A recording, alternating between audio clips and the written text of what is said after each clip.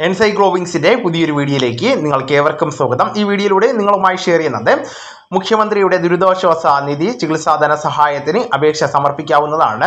അപ്പോൾ ഇതിന്റെ വിശദമായിട്ടുള്ള വിവരങ്ങളാണ് ഉൾപ്പെടുത്തിയിട്ടുള്ളത്. നമ്മുടെ വീഡിയോ സാധ്യമായി കാണുന്ന സുഹൃത്തുക്കളാണെങ്കിൽ ആദ്യമേ തന്നെ ചാനൽ ഒന്ന് സബ്സ്ക്രൈബ് ചെയ്യുക. അപ്പോൾ നമുക്ക് വിശദാംശങ്ങളിലേക്ക് കടക്കാം. ഗുരുതരമായിട്ടുള്ള അസുഖങ്ങൾ ബാധിച്ച് കടുത്ത ചികിത്സാ ചെലവുകൾ കാരണം ബുദ്ധിമുട്ടുന്ന സാധാരണക്കാരായിട്ടുള്ള രോഗികൾക്ക് ആശ്വാസകരമാകുവാൻ മുഖ്യമന്ത്രിയുടെ ദുരിതാശ്വാസ നിധിയിൽ നിന്നും ധനസഹായം ലഭിക്കുന്നതാണ്. അർഹരായിട്ടുള്ള ആളുകളിലേക്ക് ഈ വിവരം നിങ്ങൾ ഷെയർ ചെയ്തുകൂടെ എത്തിക്കുവാൻ ശ്രമിക്കേണ്ടതാണ്. ഇതിനായിട്ടുള്ള അപേക്ഷകൾ വളരെ എളുപ്പത്തിൽ തന്നെ അക്ഷയ കേന്ദ്രങ്ങൾ വഴി ഓൺലൈനായിട്ട് സമർപ്പിക്കാവുന്നതാണ്.